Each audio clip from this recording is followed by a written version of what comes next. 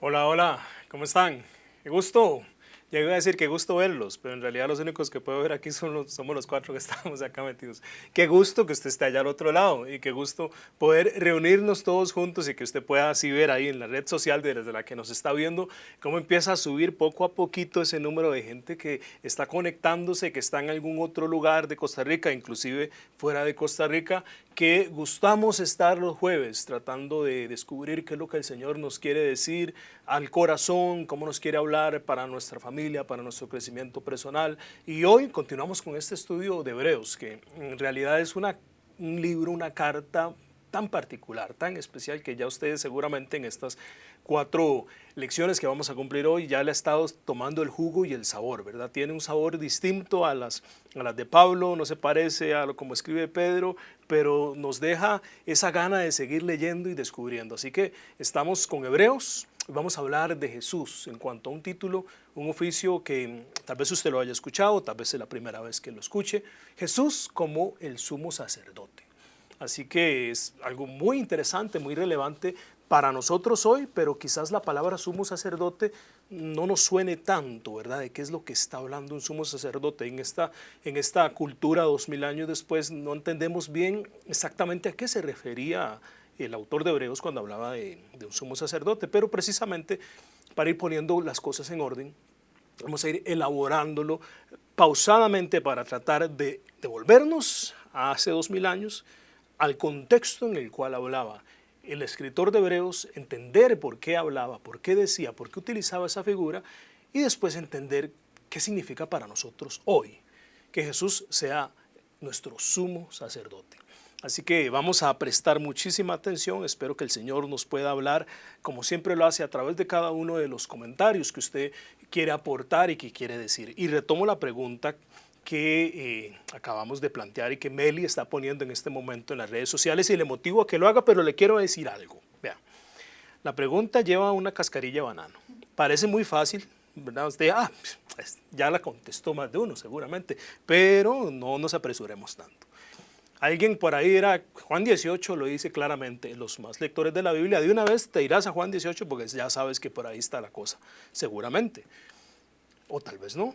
Bueno, estamos a este nivel, a esta altura, 4 capítulos ya de Hebreos, con ganas de tirar preguntillas escabrosas. Así que nos vamos a tirar con esa. No la vea tan fácil, pero tampoco se me vaya de la lección y empieza a navegar y andar en otro lado y aparece por aquí al minuto 25 de la lección. No, no, quédese por acá.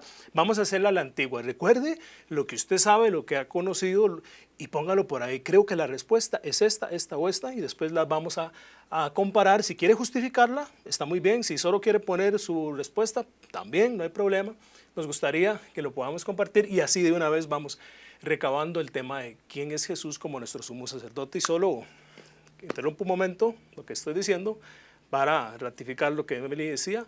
Te pedimos, Señor, que nos hables en esta noche. Te pedimos, por favor, que todo lo que aquí podamos hablar sea para que tú seas glorificado y para que nosotros podamos crecer en cuanto a la imagen que tú quieres formar en medio de nosotros. Que este sea un estudio no del intelecto, sino del corazón. En tu nombre, Jesús, lo pedimos, te agradecemos. Amén. Ok, entonces arrancamos ahora sí, ya de manera oficial, sobre el tema del sacerdocio y quizás lo primero que quisiera que pudieran ver es esta diapositiva, la primera que quiero mostrar. Para entender culturalmente, inclusive previo a el concepto del sacerdocio en la cultura de judíos, ¿qué es un sacerdote en cualquier cultura antigua? Básicamente, cuando usted habla de un sacerdote en cualquier cultura anterior, inclusive como le digo, a los judíos, pensamos en los egipcios, en los persas y otros demás, ¿qué era un sacerdote?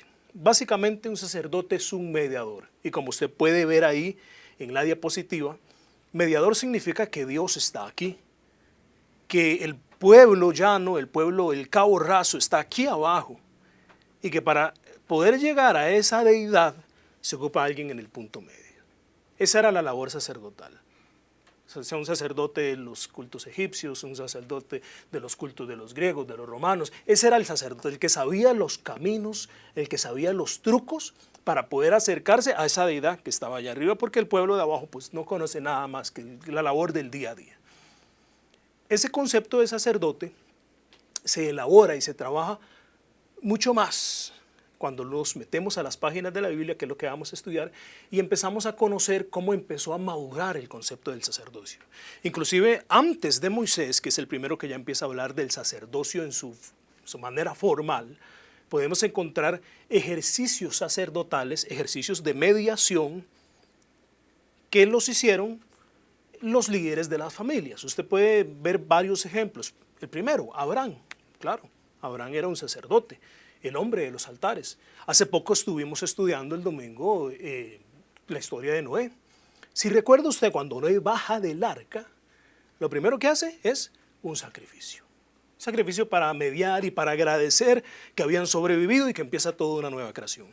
Vea este verso en esta otra diapositiva que nos transporta a uno de los patriarcas también, el cual está en el capítulo 1 de Job, y si usted lo ve por ahí en pantalla, él dice que una vez que sus hijos habían terminado de hacer unos banquetes, unos fiestones que hacían los hijos de Job, él se aseguraba de que los hijos se purificaran. Era un papá que intentaba tener a sus hijos bien en orden. Muy de mañana, después de que habían hecho un holgorio, una fiesta, y quién sabe qué habían hecho los hijos de Job, Job, muy responsablemente, porque era el mediador entre ese montón de hijos mal portados y el Dios santo, Job llegaba y ofrecía un holocausto por cada uno de ellos, y recuerde que eran bastantes los hijos que tenía, y pensaba, tal vez mis hijos en ese fiestón que hicieron hayan maldecido a Dios en su corazón.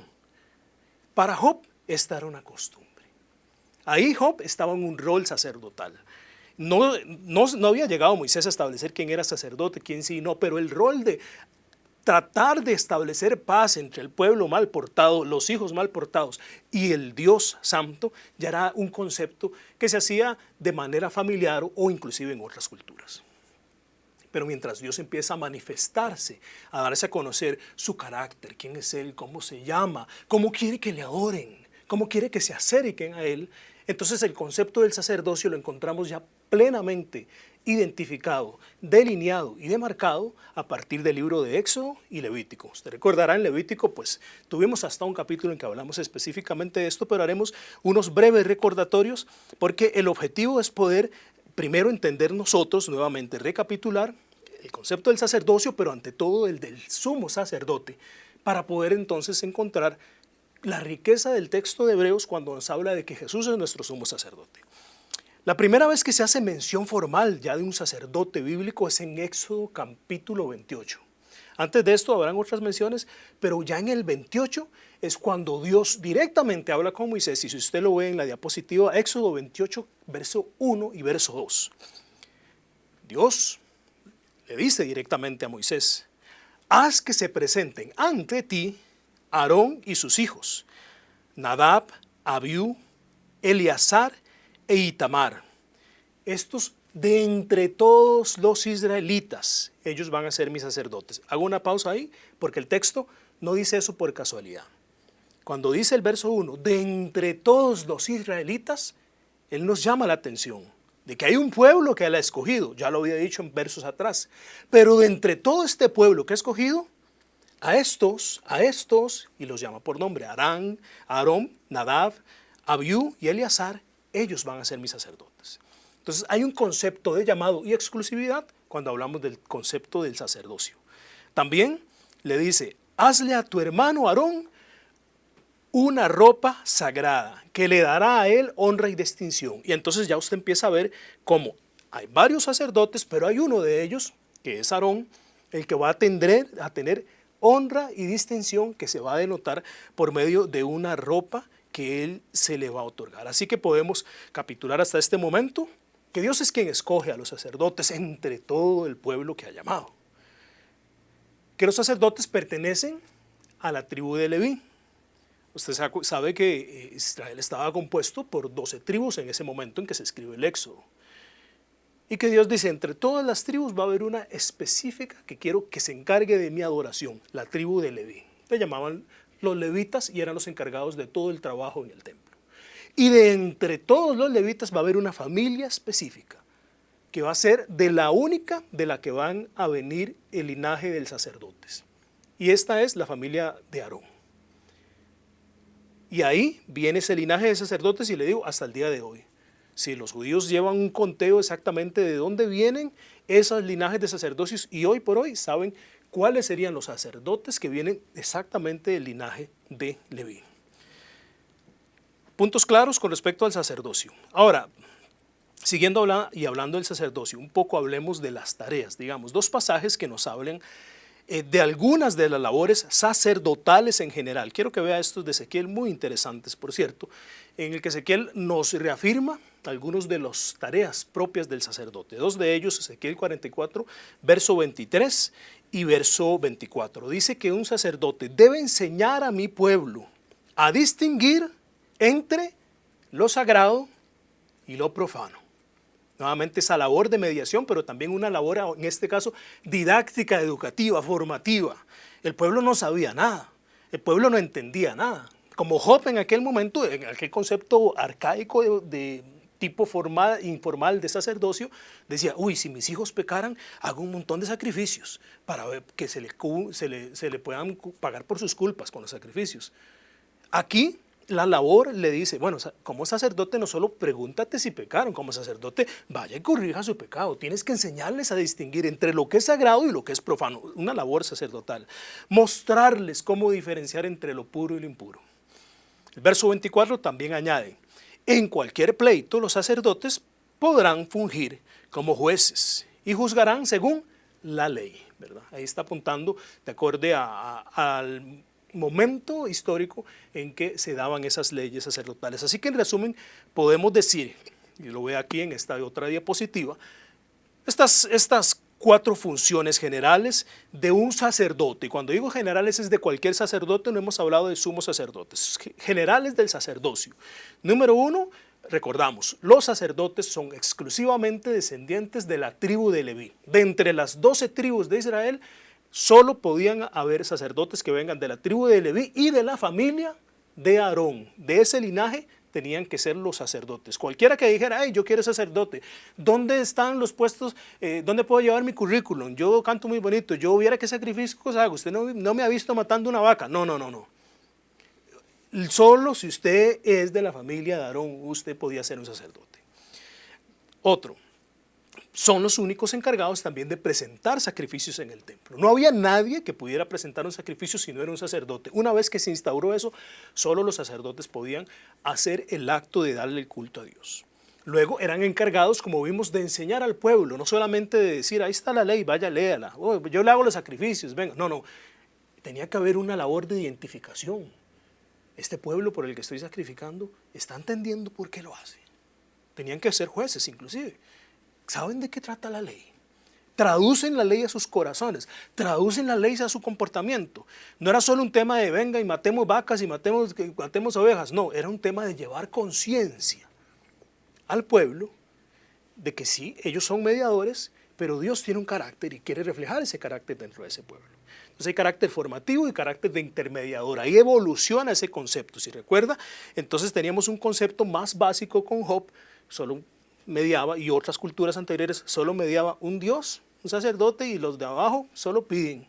Aquí, con el concepto de Moisés, hay una formación en la línea sacerdotal. Seguimos avanzando porque tenemos bastante que cubrir. Hay un pasaje muy interesante donde ya se nos habla del sumo sacerdote. No lo tengo, Yadir, ahí entre los que te pasé, pero lo leo de manera breve y sí quiero que muestres esta filmina donde hay un sacerdote. Quiero que mientras lo lea tú tal vez puedas mostrar la filmina. Este que les voy a leer está en Éxodo 28, verso 21. Y ahí se indica un poco cómo es la investidura del sumo sacerdote. Porque entre todos los sacerdotes hay uno que está por encima de los demás. El sumo sacerdote, es el que va a representar exclusivamente al pueblo ante Dios. Él es la representación del pueblo ante Dios. Éxodo 28, 21 dice que él tenía que usar algo así como una malla cuadrada de piedras, que en total iban a ser 12. Por cada una de esas 12 piedras iba a haber una representación tallada, escrita, del nombre de cada una de las tribus de Israel. cada una va a tener grabado el nombre de un hijo de Israel, las tribus, como si fuera un sello. Y este es uno de los puntos simbólicos más lindos e interesantes del sumo sacerdocio. El sumo sacerdote llevaba pegado a su pecho, cerca del corazón, el nombre de todo el pueblo. Tenía que ser distinguido, y cuando ellos veían al sumo sacerdote decían, ahí va mi nombre, ahí va mi tribu, y ese se mete, y ese camina, y está cerca de Dios, me representaba a mí. De manera especial, entonces el sumo sacerdote se convertía en un símbolo muy fuerte. Sí, el sumo sacerdote es el que nos lleva ante Dios, el que lleva su nombre ante Dios, el que lo pone en su corazón, el que Dios dijo, ustedes son para mí tan preciosos como cada una de esas piedritas que están ahí, y los llevo cerca mío. Eso es una imaginería que se mete profundamente dentro de los conceptos que tenían los judíos y el pueblo de Israel en general de cómo tenía uno que acercarse a Dios. Aparte, el sumo sacerdote, entre otras distinciones, era el único que podía entrar al lugar santísimo. Lo hacía una vez al año, el día de la expiación, cerca de octubre, en la festividad llamada Yom Kippur. ¿Y qué hacía el sacerdote? Presentaba un sacrificio por sus pecados, sacrificando un toro y los de su familia, y luego de que hacía ese sacrificio, hacía un sacrificio de 2 machos cabríos. Uno, recordará usted, de Levítico, lo tiraba al desierto, a Azael, y otro era el que sacrificaban y entraba con la sangre de ese sacrificio al lugar santísimo, lo esparcía la sangre en el arca y pedía al Señor perdón por los pecados de todo el pueblo que él estaba representando. Esa era la labor esencial de un sumo sacerdote. Llevar ante Dios a este pueblo que está acá en el momento crucial y específico de pedir perdón anualmente por todo lo que el pueblo ha hecho. El único que llegaba y podía de alguna manera acercar a ese pueblo que andaba en cualquier lugar de Israel a la presencia misma de Dios. Ninguno podía entrar, pero ese representante sí podía entrar hasta ahí. Así que, resumen de las funciones, quiero que lo veamos en esta diapositiva. ¿Cuáles eran las funciones de un sumo sacerdote? Las podemos ver acá. Básicamente, él representa al pueblo ante Dios. 2, debe portar una vestidura especial que le daba distinción y honor y lo diferenciaba como un representante. Y por último, él era el que presentaba sacrificios, pero especialmente el sacrificio del día de la expiación, donde representaba de manera general a todo el pueblo. Quiero que vea esta última diapositiva antes de ir a nuestro primer corte. Recordará usted la primera que vimos con un gráfico en que en las culturas previas, un sacerdote sencillamente es un mediador entre el pueblo y Dios.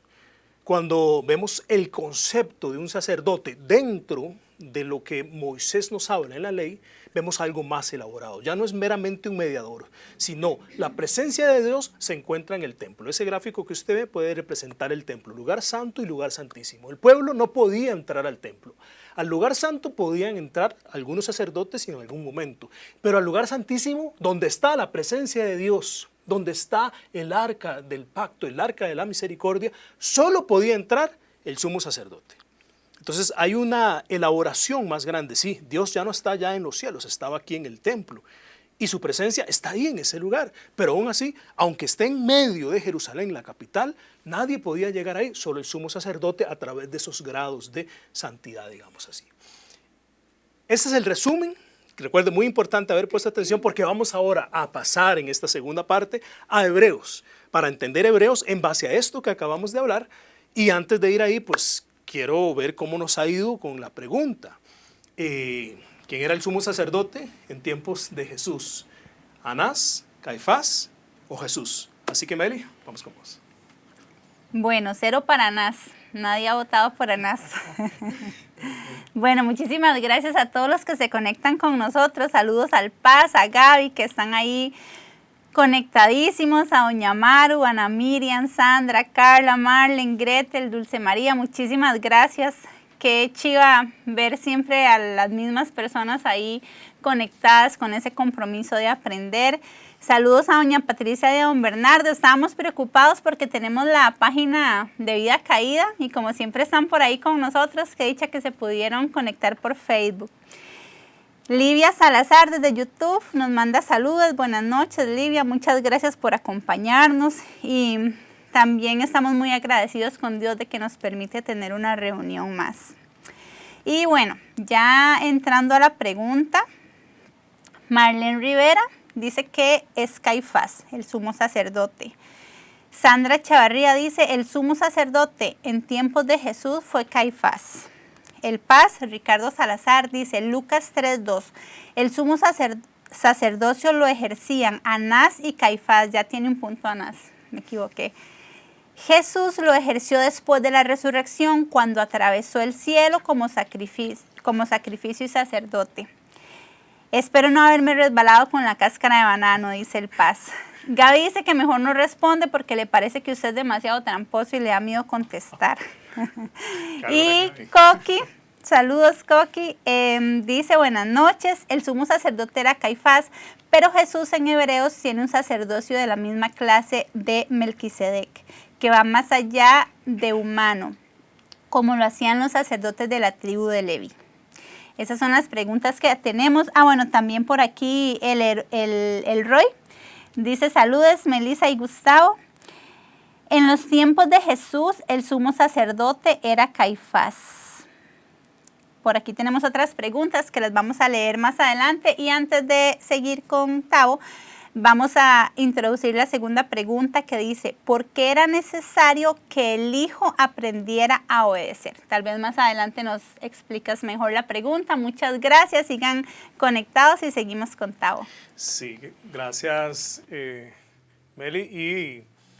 Y ¿cómo hacer que soy muy tramposo? No, por favor, no, para nada. No, muy bien las preguntas. Sí, el mayor nombre que se menciona es Caifás, pero sí efectivamente en tiempos de Jesús, que Jesús vivió no solo los 3 años de su ministerio, sino todos los tiempos, por ahí estaba la cascarilla, sí, al principio el que era sumo sacerdote oficial era Anás.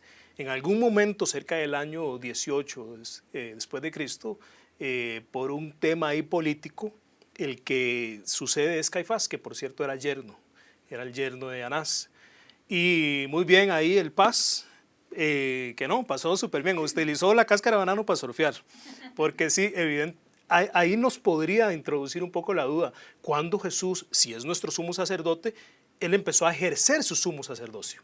¿Cuándo, verdad? Vamos a descubrirlo, pero ya el Paz nos adelantó el cuándo, ya nos dijo el cuándo y el por qué. Es una situación tan interesante. Entre los títulos de Jesús hay algunos que Él ostenta desde que empieza su misión y otros que ya adquiere con toda la plenitud cuando ya termina su misión. Entre ellos, el tema del sumo sacerdocio. Así que esta pregunta con la que vamos y que le invito a que también usted pueda elaborarla, ya una pregunta que nos habla ya de Jesús en específico, y que nos dice por qué es necesario que el Hijo de Dios, no su Hijo, es necesario que su Hijo obedezca, pero estamos en Hebreos, por qué es necesario que el Hijo de Dios tuviera que obedecer, tuviera que aprender a obedecer, tuviera que aprender obediencia, dicen unas versiones. Quiero que usted pueda compartir con nosotros su punto de vista y enriquecernos también en el tanto usted entiende estos pasajes de la Biblia. Vamos ahora sí a irnos a Hebreos, a lo que venimos a estudiar acá. Ya hicimos una revista del Antiguo Testamento, ahora vamos a quedarnos en Hebreos capítulo 5 y quiero que vea estos primeros 4 versículos que ahora, después de lo que vimos, que ya entendemos cómo refrescamos cómo funciona el sumo sacerdocio en el Antiguo Testamento, vea lo que dice Hebreos. Nos dice, capítulo 5, verso 1, todo sumo sacerdote es escogido de entre los hombres. ¿Recuerda usted lo que Aarón se le señaló? Es escogido de entre todos los israelitas. Aquí el autor de Hebreos lo reafirma otra vez y dice, todo sumo sacerdote es escogido de entre los hombres. Esto básicamente los iguala. Tanto en tiempos de Jesús como en los tiempos de Aarón, lo que esto quería decir es el sumo sacerdote, por más sumo y por más sacerdote que sea, no es otro más que un israelita, no es otro más que un ser humano. Eso es lo que vuelve a traer aquí el autor de Hebreos y lo pone de manera llana. Es escogido de entre los hombres, uno más. Él mismo es nombrado para representar a su pueblo ante Dios y ofrecer dones y sacrificios por los pecados, cosa que ya vimos en detalle en los versos anteriores. Él es nombrado ante Dios, no lo nombra nadie más que Dios. Inclusive si uno piensa en Moisés, por ejemplo, ¿por qué Moisés no decía Dios y por qué Aarón? ¿Por qué no yo? Porque no, yo soy el sumo, ¿verdad? El sumo sacerdote. Moisés pudo haber cuestionado. O sea, yo soy el que estoy hablando contigo, hablamos cara a cara, ya nos vamos a poner en cositas. Yo podría ser el sumo sacerdote, porque iba a ser linaje, y vea que el linaje de Moisés quedó excluido, fue el del hermano. Moisés pudo haber entrado con alguna rencilla, es más, pudo haber argumentado, pero este Aarón no era el que le hizo un becerro de oro. ¿Está seguro Dios de esa decisión que está tomando? ¿Está seguro? Hablemoslo, ya que usted y yo hablamos como amigos, hablemoslo. Moisés pudo haber nacido en su corazón, pero se dice en el mismo Hebreos que Moisés fue un siervo fiel en su casa. Lo que hacía Dios, él obedecía. Lo que hacía Dios, él lo ponía por obediencia. Así que Dios dijo, es Aarón, es Aarón. Así lo dice el autor de Hebreos, es nombrado por Dios. Aunque es de los hombres, el que dice quién es Dios. Verso 2, puede tratar con paciencia a los ignorantes y extraviados, ya que él mismo está sujeto a las debilidades humanas. Nuevamente, ahí hace referencia a que es uno más entre todos los del pueblo, un igual, con una distinción por su traje, por su representación, pero uno igual porque tiene las mismas debilidades. Por tal razón, se ve obligado a ofrecer sacrificios por sus propios pecados, como también por los del pueblo. Como lo dijimos, el día de la expiación, el sumo sacerdote, él hacía el primer sacrificio por él y por su familia, matando un toro. Antes de empezar la expiación por todo el pueblo, él primero hacía su sacrificio por él mismo, porque como uno más entre el pueblo, de seguro y con toda claridad, había pecado igual que los demás. Aquí sí se empieza a marcar una diferencia entre el sumo sacerdocio de los tiempos del Antiguo Testamento heredado por la ley levítica y Jesús como sumo sacerdote. Jesús no tenía que hacer sacrificios por los pecados de él. Él fue sin pecado. Ahí ya empezamos a ver unas diferencias entre esos dos estilos sacerdotales. Pero la pregunta pertinente es ¿por qué el autor de Hebreos empieza a hablarle a la gente del sumo sacerdote? Yo me cuestiono un poco y empecé a preguntar, ¿por qué podrá ser? Como vimos en las primeras introducciones, la que nos dio Jazz, también como David nos lo planteaba, esta era una iglesia perseguida, una iglesia sufrida, ¿sí?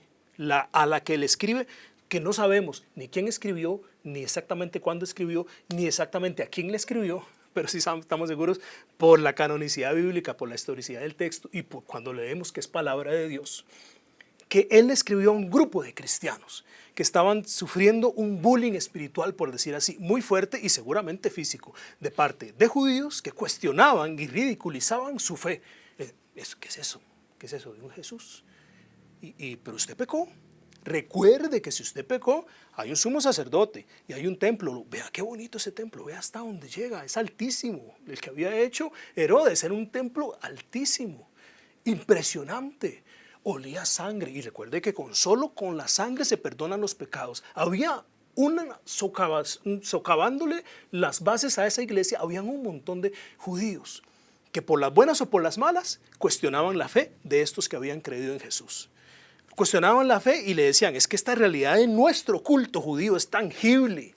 Tú puedes tocar a las vacas, es olible. Tú puedes oler esa sangre. Tú lo escuchas cuando la vaca está muriendo, cuando la oveja está muriendo. Y por eso es que te das cuenta de que estás pidiendo y que necesitas perdón. Si uno se pusiera empáticamente en los pies de un judío que hubiera nacido en ese tiempo, yo me cuestionaba a mí mismo, yo tengo 45 años. Si esta carta, digamos que la hubieran escrito en el año 65, entre los probables.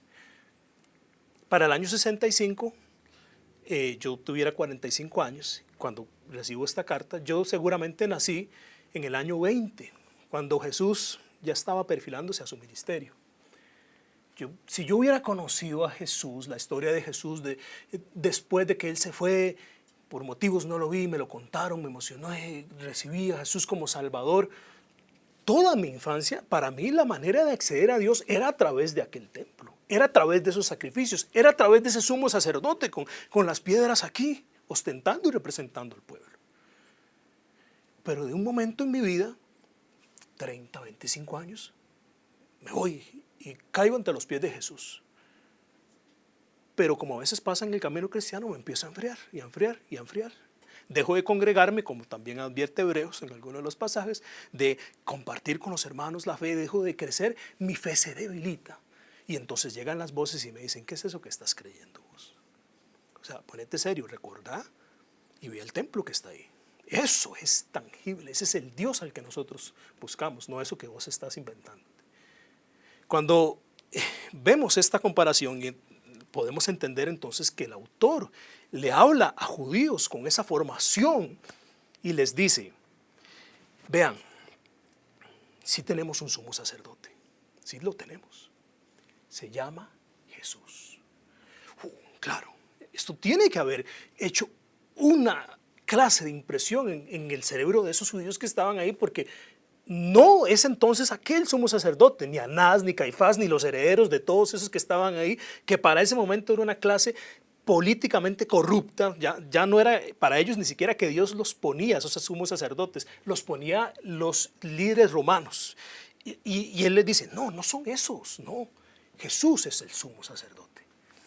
Jesús es en realidad el que nos representa ahora a nosotros ante el Padre.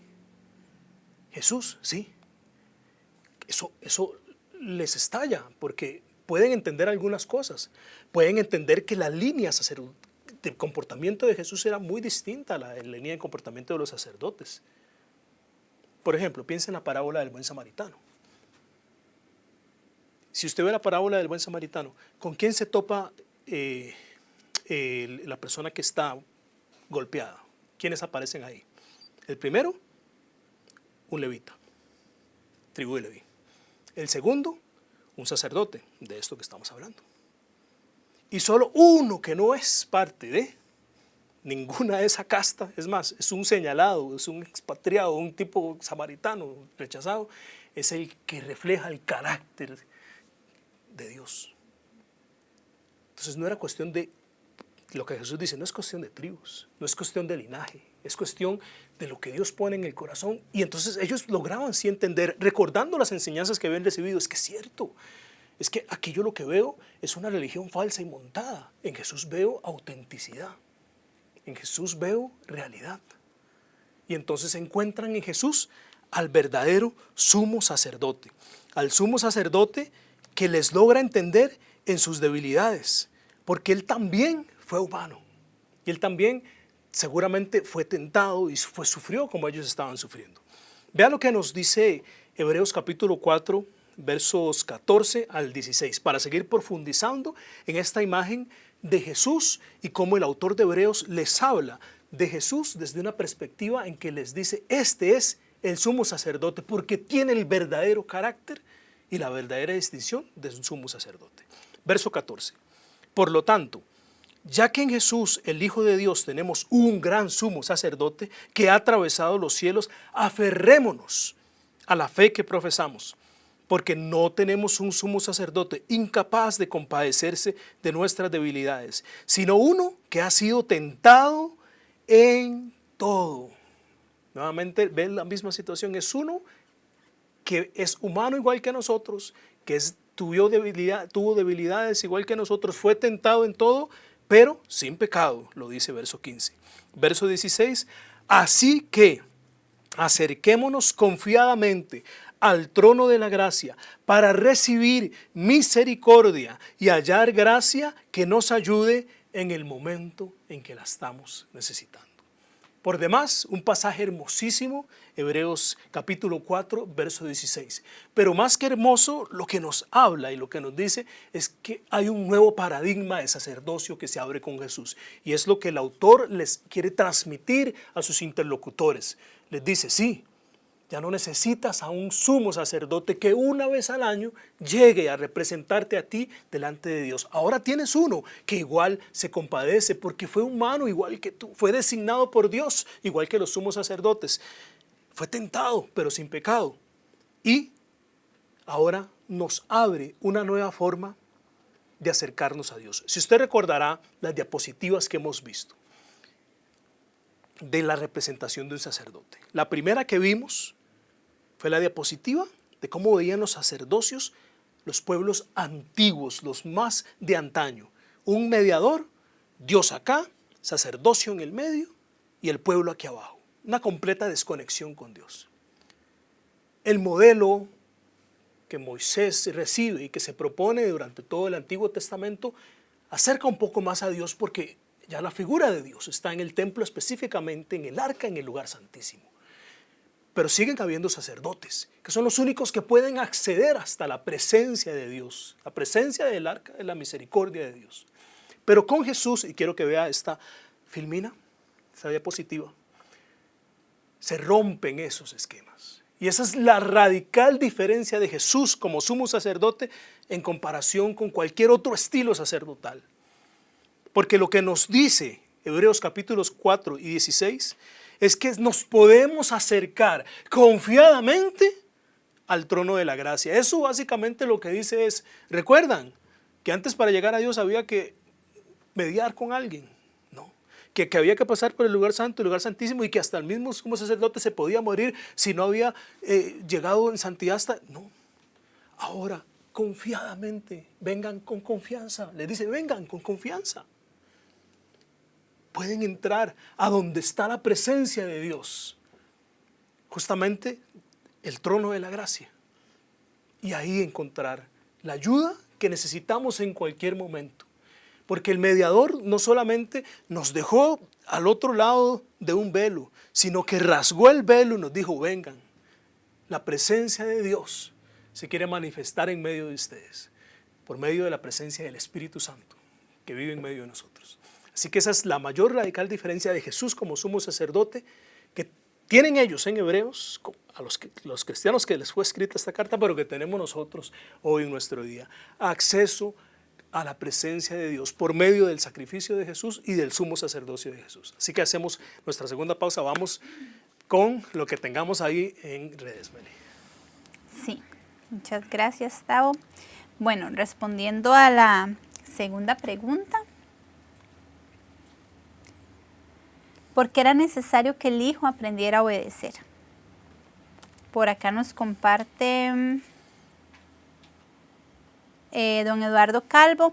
Jesús tenía que obedecer porque llevaría los pecados por la humanidad y sería el sacrificio perfecto. Sería el camino, la verdad y la vida. Es santo y sin pecado.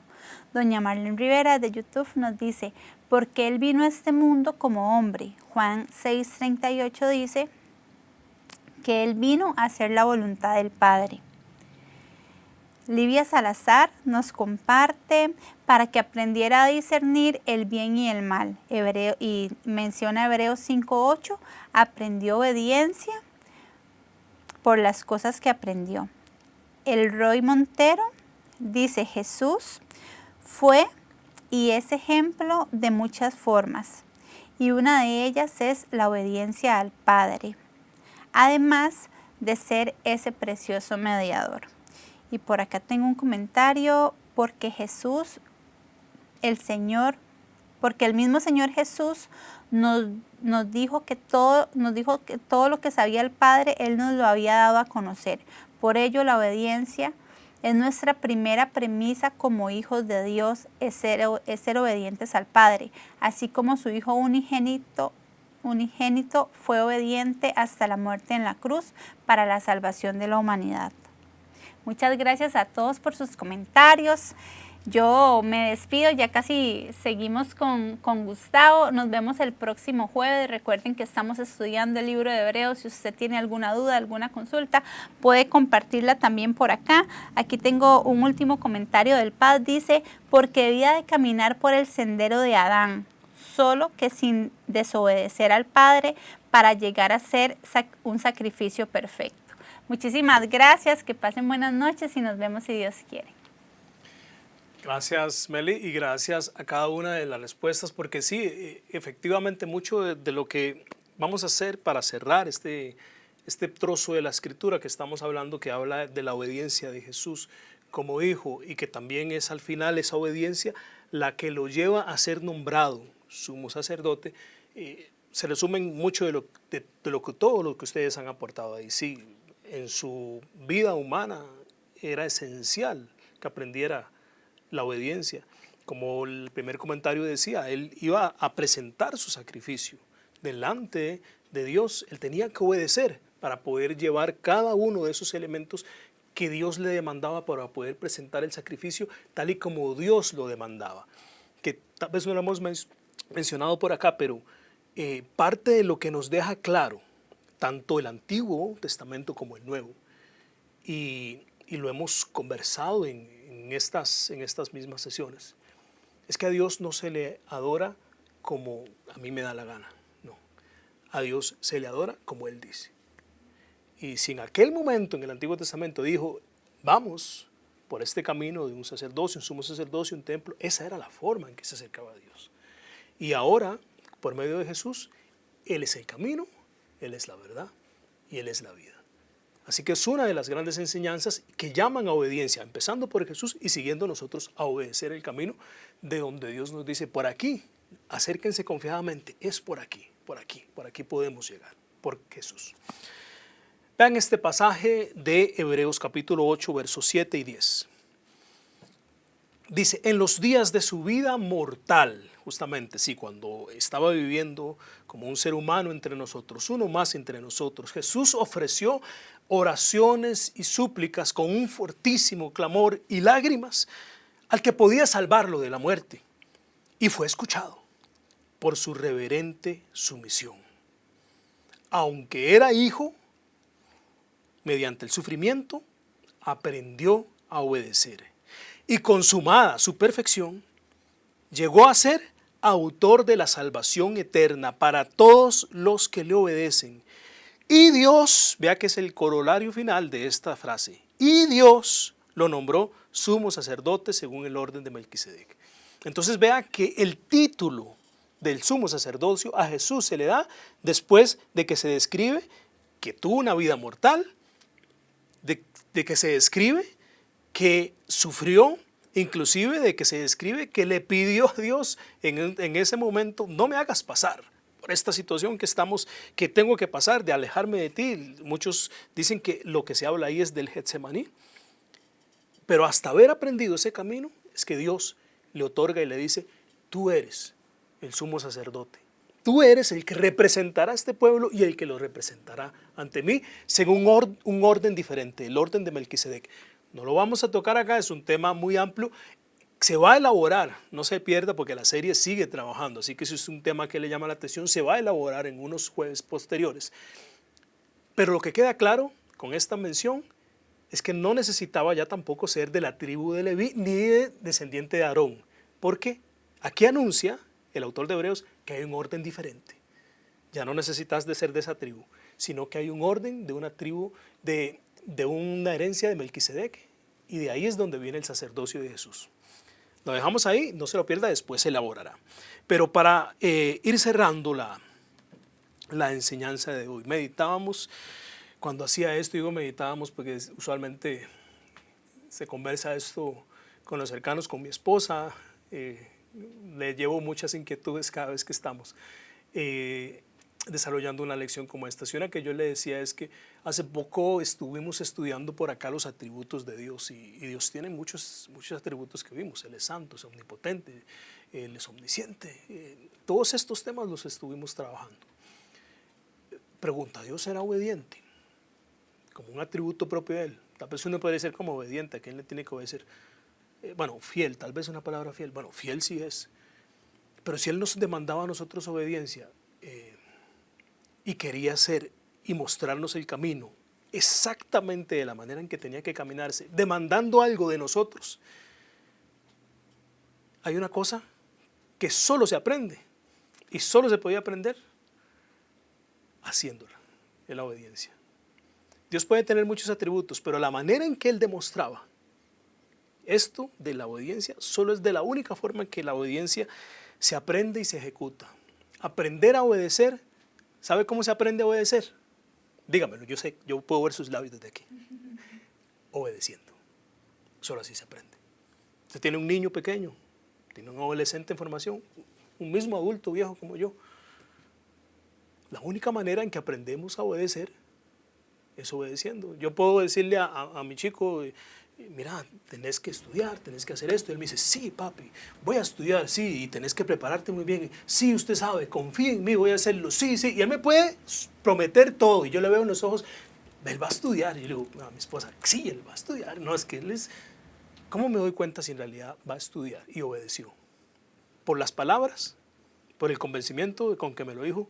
¿Por la mirada firme? Sí. No. Cuando llegue después y le diga, ¿estudiaste? Y vea el resultado del examen y compruebe a través de la obediencia que sí hizo lo que se le pidió.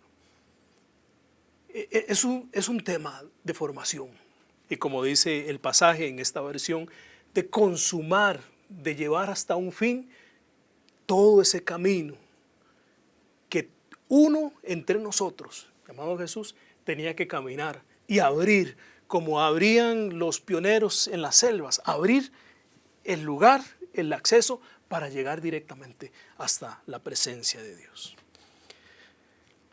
Cuando estaba estudiando, y quiero cerrar con esto, este pasaje, el concepto de la obediencia es algo que se le pide al sumo sacerdote, pero nosotros los demás cristianos también estamos llamados al sacerdocio. Dice que somos nación santa y real sacerdocio, pueblo adquirido por Dios. Como sacerdotes también estamos llamados a imitar el camino del más grande, el sumo sacerdote, que es Jesús. O sea que el camino de la obediencia también nos es pedido a nosotros. Era parte de lo que el autor de Hebreos demandaba también a este pueblo sufriente, a estos receptores sufrientes que estaban sufriendo por la persecución y por el desgaste de su fe. Perseveren por el camino de la obediencia, aunque a veces parezca cansado, aunque a veces parezca difícil. Perseveren por el camino de la obediencia. En la descripción del sacerdocio por Ezequiel, tampoco lo tengo, pero se lo quiero leer a usted. Capítulo 44, 28 de Ezequiel. Ezequiel dice, los sacerdotes no tendrán ninguna heredad, porque su heredad soy yo. Los sacerdotes no van a recibir ninguna propiedad de Israel, porque su propiedad soy yo. ¿Sabe que el sacerdote tiene que entender que todo lo que somos, todo lo que somos, todo lo que nos da significado en esta vida, todo lo que nos hace ser distintivos en esta vida, no es mi título universitario, no es mi casa, mis casas, mi trabajo, mis trabajos, mis dineros, no es mi apariencia física, no son mis seguidores en Instagram, YouTube, en Facebook, lo que sea. No. Su heredad soy yo. Su propiedad soy yo. Creemos que nuestra propiedad es esa que tenemos registrada ahí en Hacienda, registrada en el Registro Nacional, por la que nos cobran impuestos cada año. Esa es mi propiedad, esa es mi propiedad. Como sacerdotes, al final, cuando se escriba en nuestra lápida, lo único, nuestra porción, dice también el profeta, es Dios. Somos llamados a un camino de obediencia. Y hay una canción que me vino a mi mente mientras estábamos camino para acá, entre las presas del carro. Y creo que es una canción que como sacerdotes podríamos meter al corazón. Es de Aníbal Marroquín, una canción muy vieja. Es esa que dice, Todo lo que tú quieras, yo lo haré, porque la vida no me pertenece. Ya no vivo yo, tú vives en mí. Caminaré y venceré. Ese es el canto que quería el autor de Hebreos depositar en el corazón de cada uno de los lectores de esa carta. Entreguémonos al Señor, seamos obedientes hasta el fin. Y si este fue el camino que tú abriste, Señor, en obediencia para llegar hasta la presencia tuya, ahí te seguiremos. Todo lo que tú quieras, lo haremos. Porque la vida no nos pertenece, porque tú eres nuestra heredad, Señor. Y porque nosotros al final, Dios, somos tu propiedad y tú eres lo único que nosotros podemos decir que nos pertenece en esta vida. Así que permítenos, Señor, conocerte. Y cerramos con esta oración y le decimos: Padre, toma estas palabras que han sido habladas en esta noche, Dios, que han bajado del corazón, que han pasado en nuestros ojos, que han llegado a nuestros oídos, Señor, y tradúcelas solo de esa manera espectacular y bella en que tu Espíritu Santo habla a nuestro corazón, Dios. Yo sé que tú hablas a los corazones tal y como los corazones saben escuchar. Tal y donde la necesidad de cada corazón está latiendo en este momento. Y yo te pido que podamos, Señor, apropiarnos de esta promesa de Hebreos que nos llama a acercarnos confiadamente al trono de la gracia para recibir misericordia y hallar la gracia y la ayuda en este momento, Dios, en que lo estamos necesitando. Y danos fuerza, Señor, también para transitar ese camino de obediencia como tú lo transitaste, indistintamente de las situaciones que nos acosen a nuestro lado. Seguirte a ti, Señor, nuestro tesoro más preciado. Gracias, Señor. Amén. Señor le bendiga. Nos vemos, Dios mediante, el próximo jueves en esta serie de Pueblos Hebreos.